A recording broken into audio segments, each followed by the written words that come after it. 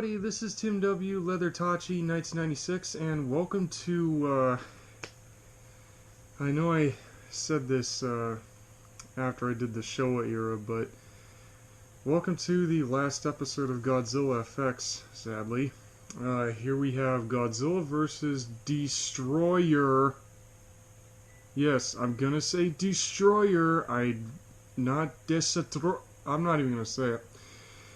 And this movie came out in the year 1995. Yes, I am pronouncing it Destroyer because in the movie they call it Destroyer. They don't say DESTOROYAH. They do not say that in the movie one time. They say Destroyer in the movie. So I'm not calling it by that. Oh my god, I'm sorry. I know a lot of fans call it by the name on the cover, but I'm not doing it because I really don't like that name. And again, I have to show the poster off. Like, you have Godzilla, which, wait until I start talking about him. This movie, it was great. This was better than Space Godzilla, actually. And what I mean by this is the last episode of Godzilla FX is, well, because Godzilla dies in this. And more on that when I get to that screenshot at the very end of this video. But sadly, yes, this is going to be the last episode of Godzilla FX that I do.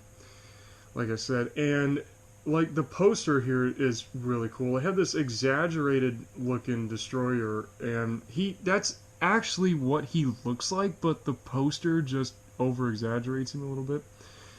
And also, you have Godzilla looking awesome as ever. And then, looking between the monsters, there's like a smaller Godzilla.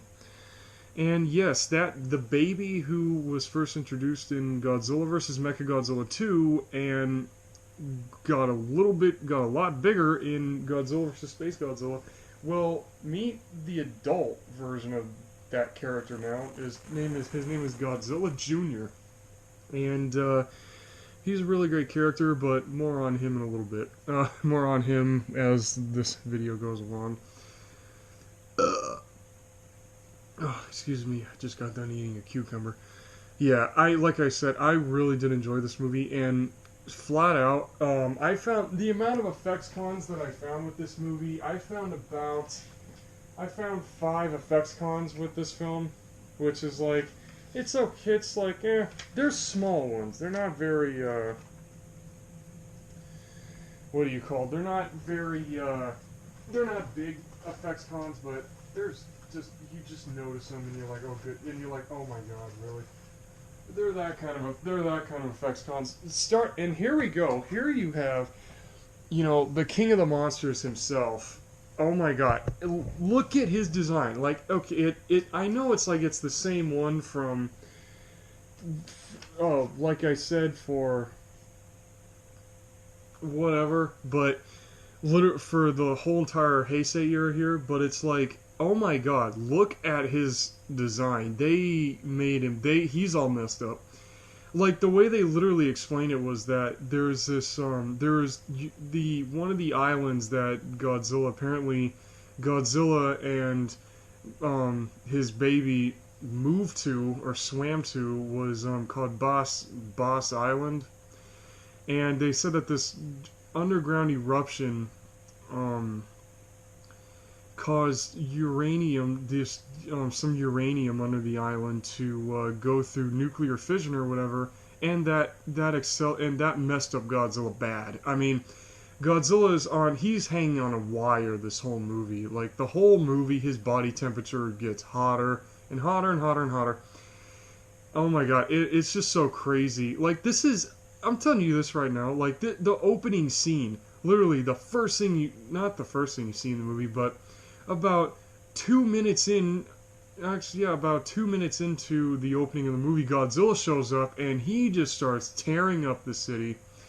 People running and screaming for their lives like always, but just seeing him with the glowing red eyes, and his back plates are flashing constantly and making like this static noise, and seeing the smoke come off of his body, it's just, you're looking at this and you're like, right when they show him, it's like, oh my god, what happened to you?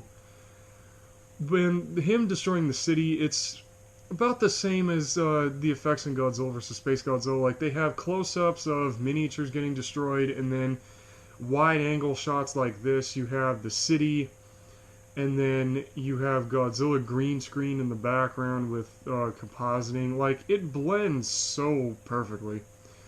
Like seriously, like this whole movie was just like I said with Destroy All Monsters. It's just one great piece of special effects work after another with this movie.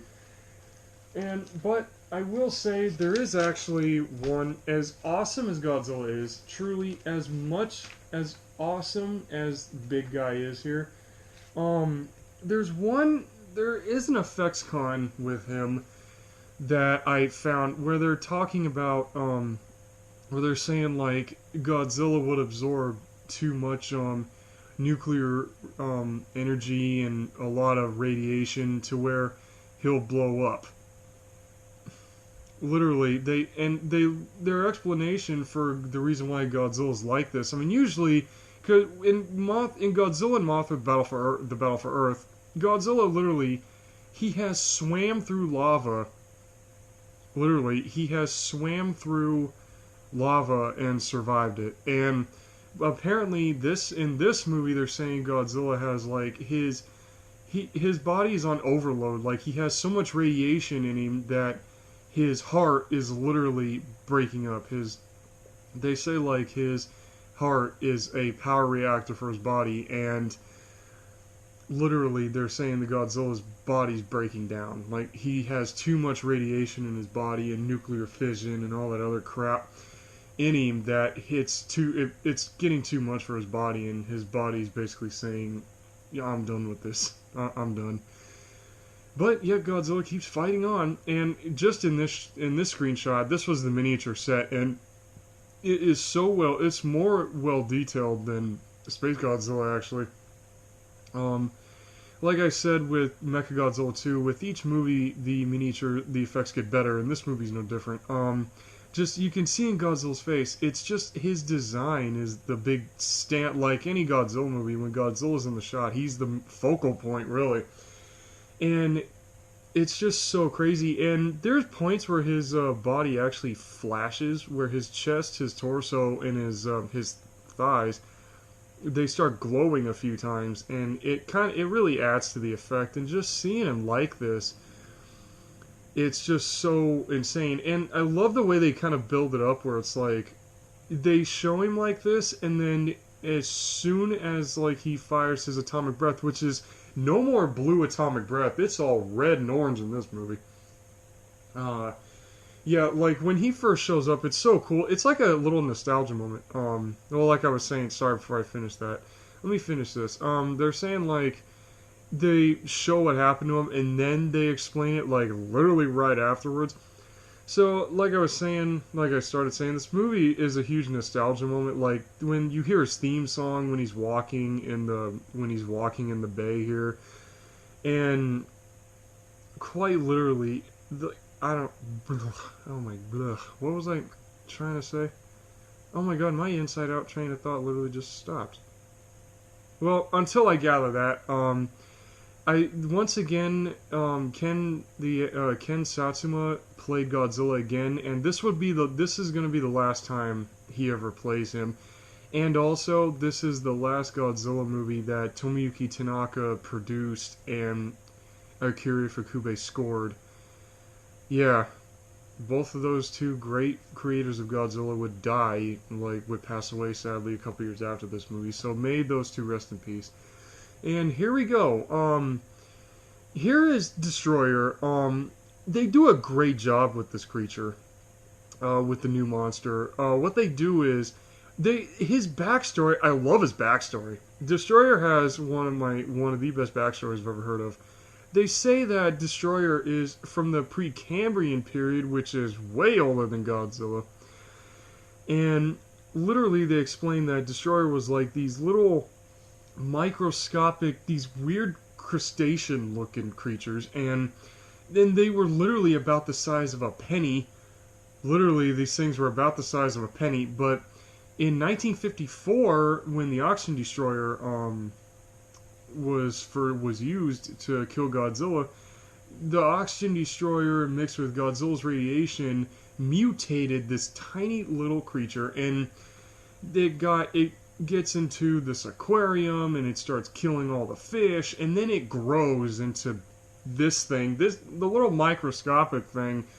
That was stage one. This is stage two, and apparently the little microscopic thing, it either multiplied or there was more of those things, because literally they grow into this big crab crustacean looking thing that looks like a mix of the Predator and Alien, because if you notice it's got a second mouth, you know, and and each of them shoot these, like, and they shoot micro oxygen out of their mouth, but it looks like a white version of Godzilla's atomic breath, just all white. And there's this, when these things show up, they're in this warehouse, and literally they have there's this amazing shootout scene between all these creatures and a SWAT team. It is this great scene, and I think they actually got actual like SWAT team members to do this scene. It is so awesome, and it literally makes you forget you're watching a Godzilla movie. It really does. When these things show up, it's like the whole scene with these creatures goes a good, like, I guess like 5 minutes or so, like a good 5.5 minutes or something like that.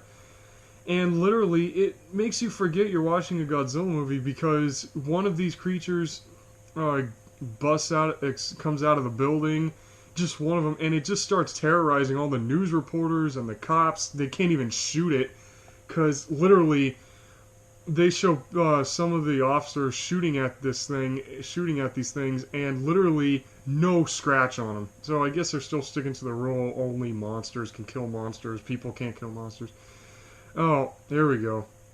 And actually, before I talk about the effects highlight with Big G here, well, actually, there's an effects con that I didn't get to finish with him, and I can't believe I cut myself off.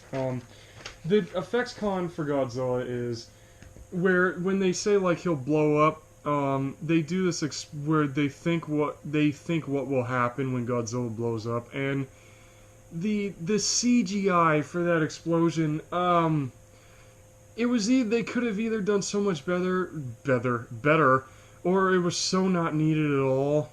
Oh my god, the CGI for it was too video game looking. I really wasn't a fan of that. And the Destroyer picture before this, I can't believe I didn't get to my effects con. Actually, two effects cons. Actually, three of them in a row. At one point, one blows up by an RPG shot, and it literally just vanishes instead of blowing up. Like, it vanishes while it blows up. It just looks it literally just looks like it vanishes while it's blowing up. And then also, you have the one that escapes out of the building, well, out of the warehouse. You can see a wire hanging on the bottom of it before the SWAT team comes in with flamethrowers and burns it to death. So you can see the wire hanging off the bottom of it, and then also, well, actually, before I get to my last effects con with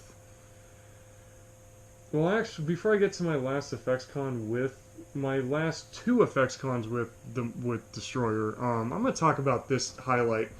This is a really cool scene. Literally, they come up and there's a Super X3 in this movie. And Super X3 just looks like a big jet. It looks like Super X2 mixed with an F-22. It's insane. The design looks great, and it has, excuse me if you heard me burp, and this whole movie, because of Godzilla, they had this whole thing with micro-oxygen as a weapon, being turned into a weapon, even though it wasn't originally supposed to be, and freezing everything. Like, literally, they take the micro-oxygen and put it in, like, freezer shells or whatever for the tanks, and the Super X3 just uses these cadmium, which freezes stuff, and it's this really cool scene with Godzilla. Like, he tried to destroy this nuclear plant, but the Super X3 comes in and literally he gets frozen. It's a really cool effect when his face freezes, and you hear the ice cracking as these close-ups of his face. You hear the ice cracking as he's trying to freeze. they're trying to freeze him. It's a cool shot. And then here is Godzilla Jr. Here's Godzilla Jr. I really love Godzilla Jr.'s design because he has everything you'd think of like Godzilla, but he's like a more, I guess, like Godzillasaurus. He looks a little more Godzillasaurus-ish from Godzilla vs. King Ghidorah. Like, he has like the same general body type, and he slouches when he walks, which is very interesting. And he has blue atomic breath, so it's like with Godzilla Jr. we get to see the blue atomic breath, which is cool. So it's like they didn't really take it out of the movie; they just put it on another character, and all perfect. And there's literally, I have no effects cons with Godzilla Jr. at all. I really don't, because he has everything with him is just downright perfect with him. Like, the execution is really good. I mean, there is one shot at the end where they had like a little puppet of him, and it kind of, it moves like it moves a little too much like a puppet, but it's a far away shot, and you can easily overlook it. So, yeah, I really don't have any problem with Godzilla Jr. And the fight between him and Destroyer, actually, that comes to my next effects con with Destroyer. When Godzilla Jr. fights Destroyer in the city, there's a point where Destroyer. Well, actually, no. I'm gonna wait before I get to that point. Once again, I'm gonna wait.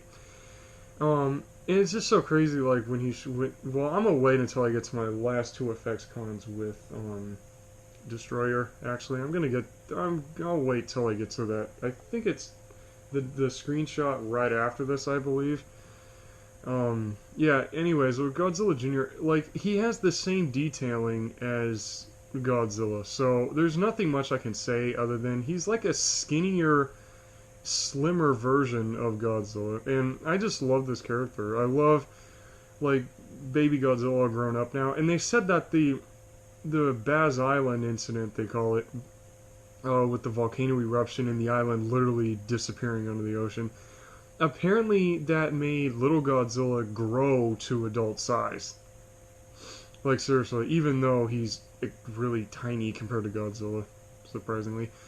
Like, literally, the island makes him grow, the island eruption makes him grow to full adult size, which is really weird, but I guess it's like the radiation made him grow. But overall, his roar is just like a more high-pitched version of Godzilla. And it's hard to tell in the screenshot. I don't know if anybody can see that, but he's charcoal gray with a yellow stripe. Oh my god, this is my next effects con with this creature, with Destroyer here. Not with Godzilla Jr., sorry. Okay, the miniature tanks they're the same laser tanks that they've had from every other version since every other movie since Biollante, which is really cool. And it's not them fighting the soldiers this time. It's not the soldiers fighting Godzilla with these future-looking tanks. It's them fighting the destroyers, the army of destroyer creatures, the juveniles. And this shot here brings me to my next effects con with Destroyer here.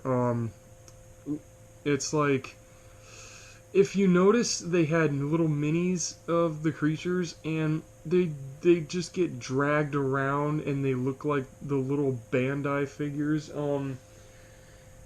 They literally, oh my god, it just looks so. And then there's like CGI shots of them in a few places, and they don't even look like they're moving. They're just being dragged everywhere. Like, you don't even see the legs move.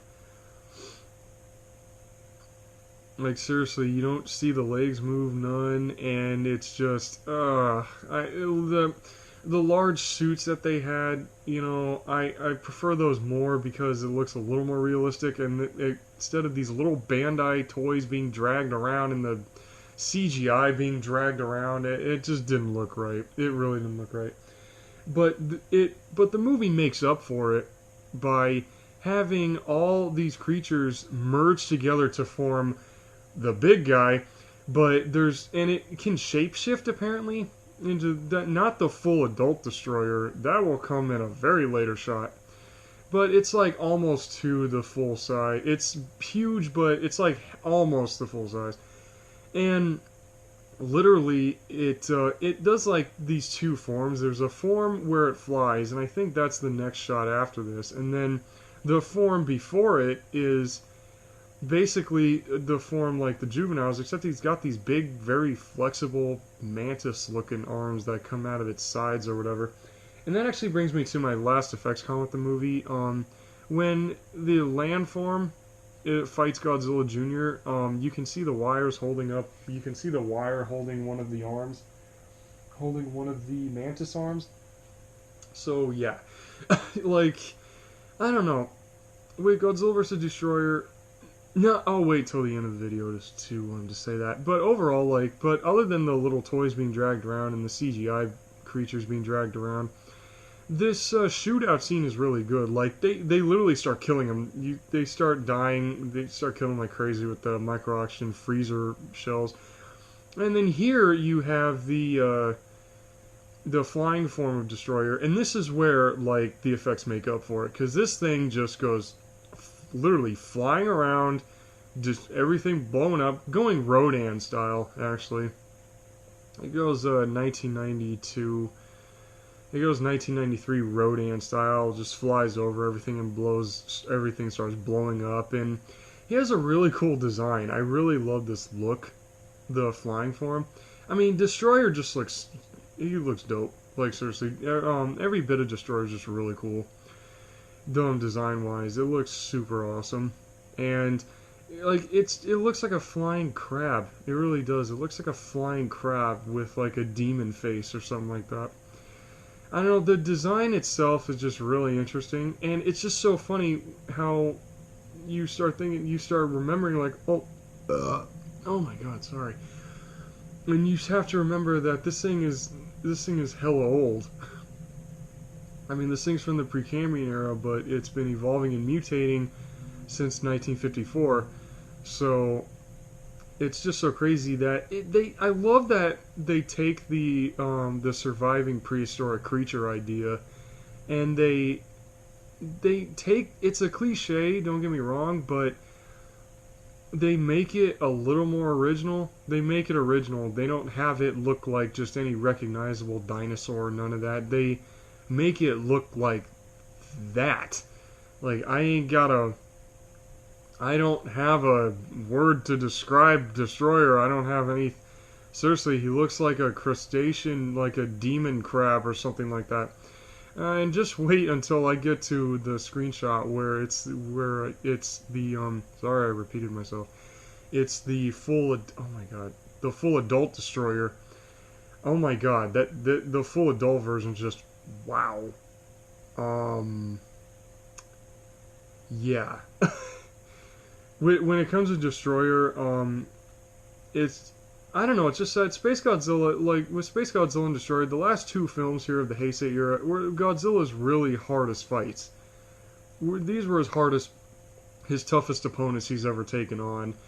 And, I don't know, it's just, Destroyer's a lot more stronger than Space Godzilla. Like, yeah, Space Godzilla was, I guess, can levitate you and all kinds of mess, but levitate Godzilla or whatever, and just he was pretty powerful. But Destroyer is actually a lot more stronger than he is, and yet Godzilla Jr. actually took on Destroyer. It's just so funny how both Godzillas end up fighting Destroyer. Like, first well, here you go. This is actually during the fight between Godzilla Jr. and Destroyer when he's in the shape-shifting form.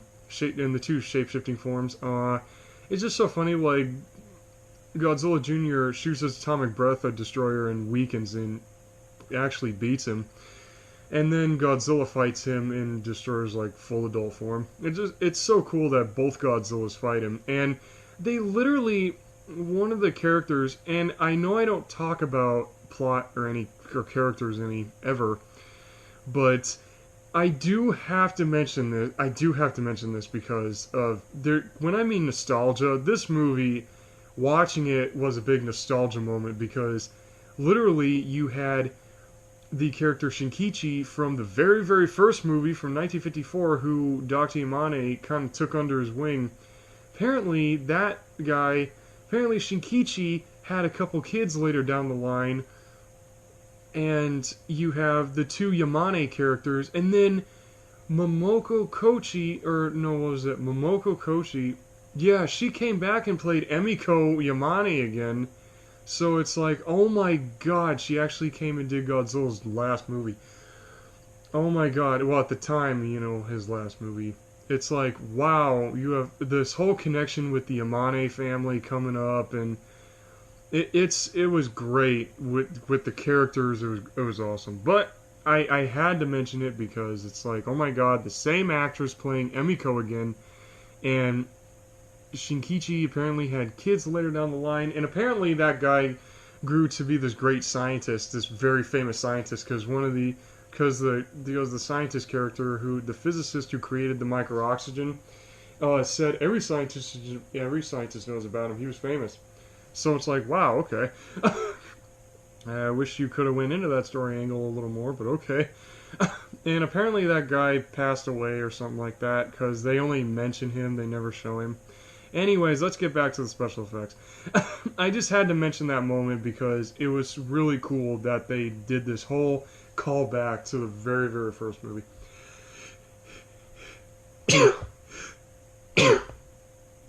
Oh, damn. Sorry, everybody. Sorry, folks. And anyways, let's get back to the special effects. Yeah, and here we have, like, detailing, and the whole fight between Godzilla Jr. and Destroyer's nuts, because you have, like, Destroyer actually, like, there's some blood, like, Destroyer gets his second mouth into Godzilla Jr.'s chest and puts micro-oxygen molecules in him, and you see blood come flying out. And then you see Godzilla Jr. foaming at the mouth, as he's pinned down. But then he gets back up and just whoops Destroyer's ass.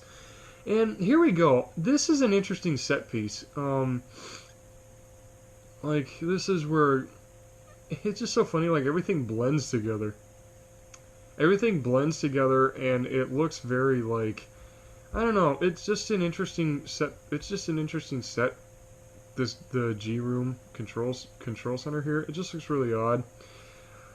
It's just a very interesting set. The way the walls are built. It looks like a spaceship. It looks like spaceship walls.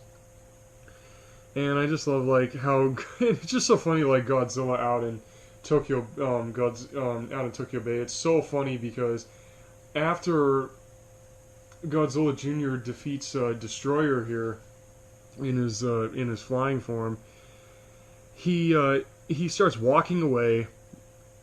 Sorry I keep burping so much. Like, there's a shot of him just walking away, and then we get to this really long, drawn-out shot of Godzilla out in the water. I mean, it happens, it's literally like, I guess, like, maybe 30 seconds, 35 seconds. It's a really long, drawn-out shot of him. But whatever, the more monster they show in these movies, the better, I think, anyways. The more monster action, the better, even if it's just that. Even if it's just Godzilla in the water. And then he comes on land, and he comes to Tokyo and starts, like, it ends up being a nice reunion between him and Godzilla Jr. You think, like, oh, it's a happy ending, right? Well, I think just wait until the next screenshot, because I think the next screenshot is when the full adult Destroyer is shown, and oh my god, this thing's design is just insane. Like Destroyer's design through each stage of its life cycle wasn't enough. Then you have, like, just wait until the next screenshot. It's crazy. It's completely insane. I don't know if it's the next screenshot or the screenshot after the next screenshot. I don't know. Like, I literally just I record the screen when I do these videos. There's a little BTS for you on how I do this. I record my screen beforehand. I do the slideshow first, and then I do my voice. So yeah, that's simply how I do it. Nothing really too special. But seriously though, this set piece, the walls blend. Like, seriously, there's no difference in the walls. Everything blends together. The only difference is the bar in the middle of the screen, in the middle of the shot, and the control panels with all the people right there. That's the only difference. Other than that, it's like, oh, here we go. This is during the reunion, and between Godzilla Jr. and Godzilla at this airport, at an airport, actually, and I don't know, just when you hear them just calling for each other, it's this really touching moment. And you think it's Godzilla, and it's like, well, don't you remember way back in Son of Godzilla, for those who've seen it, there's the scene where Godzilla kind of hugs Minya when the snow's coming, and I don't know, it's just Godzilla. I guess you see this big tough monster, but come to find out he does have a soft side, especially when it comes to, well, mainly when it comes to his kids. And it's just so weird. Look at Godzilla Jr.'s chest. When he fought Destroyer, he walked out with a big gaping, bleeding hole in his chest. But I guess he healed that fast or something. I guess he had some super healing or whatever. I guess so. Yeah, I just thought that was interesting. But I'm sorry about that. I don't know why my nose is running so much. But, yeah, like I said, there's nothing more that I can really say about Godzilla Jr. He has a lot of detailing. It's the same detailing, like, on the Godzilla suit. So, like on Godzilla. So I can't really, say much. I can't really say much. Honest to God, I really can't. Oh, anyway, I'm sorry. I'm losing my train. I'm sorry, I lost my train of thought again. My inside out train of thought. What was it? So yeah, like I was saying, this was, like I said a while back, this was Akira Ifukube and Tomiyuki Tanaka. This was the last movie that they did together, and Ken Satsuma, who played in the Godzilla suit from 1984 to now, to 1995 here, this is the Godzilla movie that I really say is Ken Satsuma's, I say this is his best performance. I say this is his second best performance.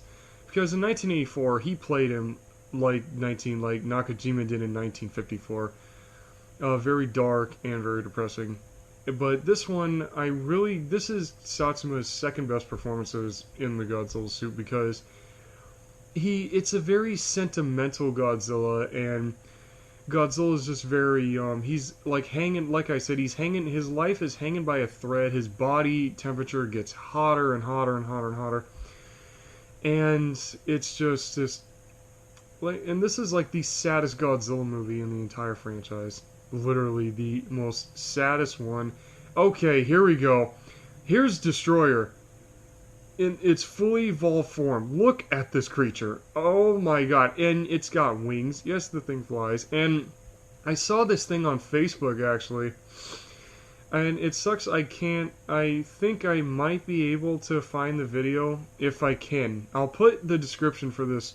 I'll put the link to this in the description below. But originally, apparently, Destroyer was supposed to have a beam come out of its chest, which would have been cool. I don't know why they cut that out. I literally just found this out yesterday. But I will try to find that video, and the link will be in the description below. And this whole final battle is just insane. There's Godzilla, Destroyer actually, he kills Godzilla Jr. Literally, Godzilla Jr. dies, he picks him up, and then he drops him on a building. And you see Godzilla Jr. die. It's really sad. And then Godzilla just gets pissed off, and he goes up to Destroyer, starts shooting at him like crazy, and starts clawing at his chest. And you see literally a lot of monster gore when it comes to Destroyer. You see just fountain and fountain after green blood spurting out of Destroyer's chest, and then you see all this blood come spurting out his mouth.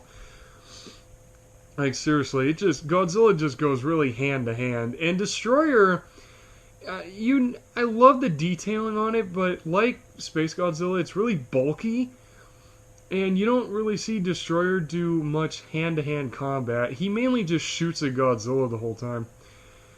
And it's just like, oh wow, okay. So when they clash, like in the screenshot here, Destroyer doesn't really do much. He doesn't really use his hands much, but Godzilla just starts clawing the crap out of him.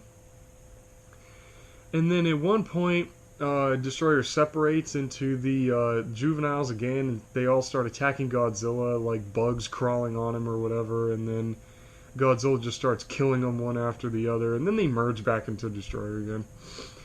So yeah, and then right after that, he goes and he cries. Like literally, you see Godzilla cry because he watches Godzilla Jr. die, and then Godzilla Jr. he died in front of the two human characters, and then he was woken up for like a little bit more, and Godzilla tries to help him, but then he can't, and then you see Godzilla have this moment where it's like Godzilla self realizes that he's at the end of his life. Like his body's so hot and he has so much radiation, his body's just breaking down on him.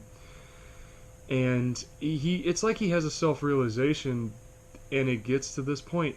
And before I even talk about this shot, apparently it's so funny when Destroyer dies. It's like he blows up like in this small nuclear explosion, kind of. It looks like an atom bomb when he dies.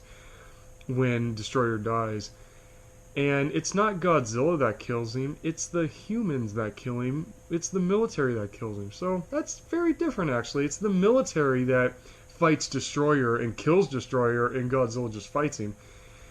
And this whole scene with this screenshot, this literally goes on, I have timed it, it literally goes on for 3 minutes.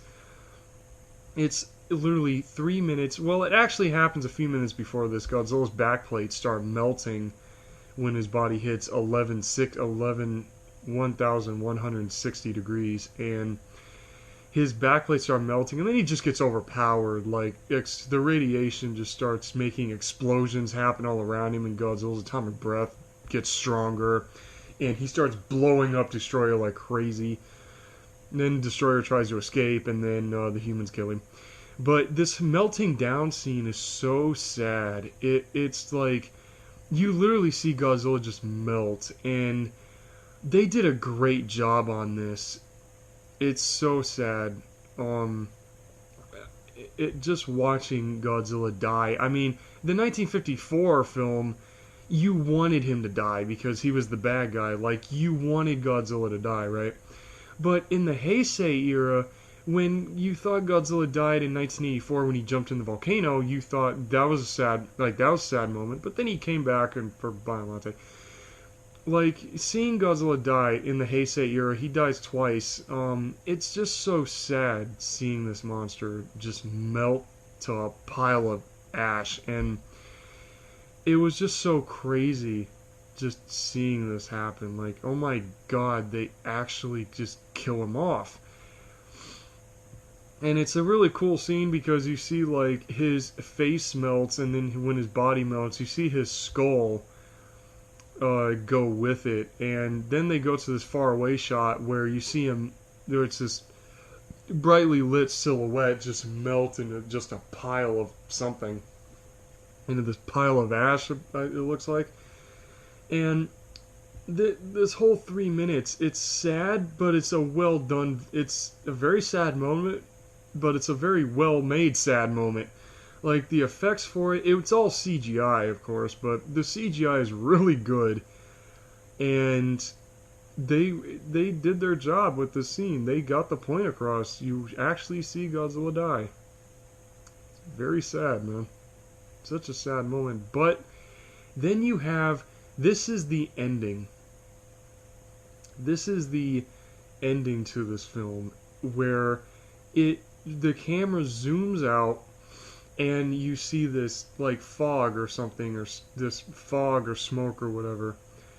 And then one of the two human characters is these two girls. I mean, Megumi Odaka, I think this was her last Godzilla movie too.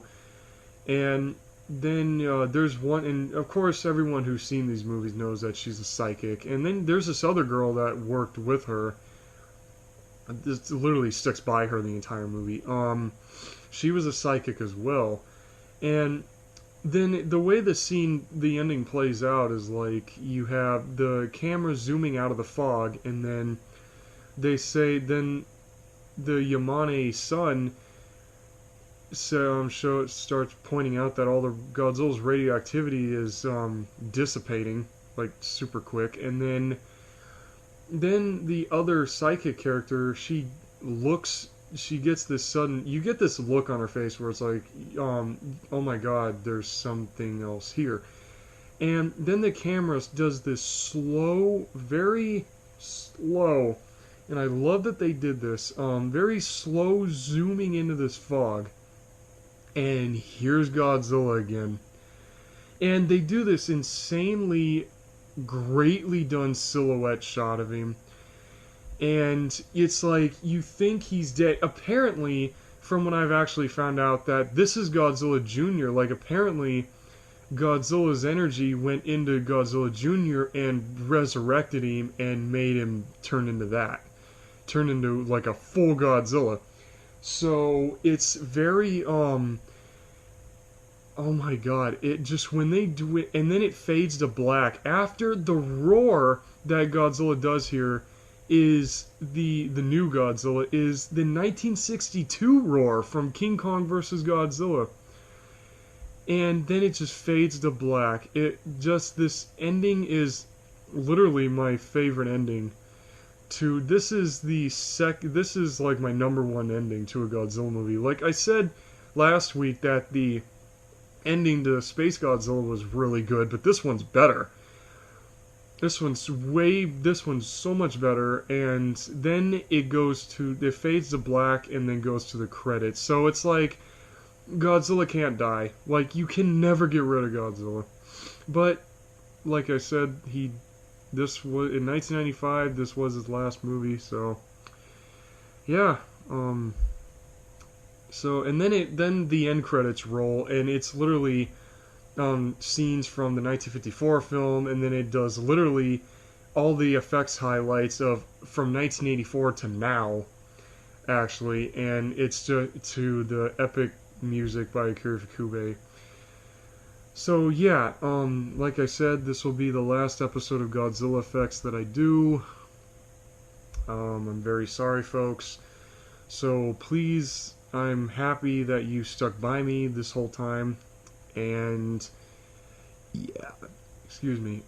So yeah, I'm really happy that you stuck by me through this series, and also with the Showa era as well. I know I said, in the Showa era, I said I was going to stop, but I do mean it this time. I do mean it, actually. So yeah, please subscribe to not only this channel, but to Megas Dragon, because he's the one that made the logo at the beginning of all these videos. So the link to his channel will be in the description below. And also, please subscribe to the Movie Reviews Library, because Megas Dragon is with me on that channel, and also my boy Alan. You've seen him in a crap ton of my videos. So like I said, please subscribe to those two channels, and I'll put the link to the Facebook thing for Destroyer in the description below.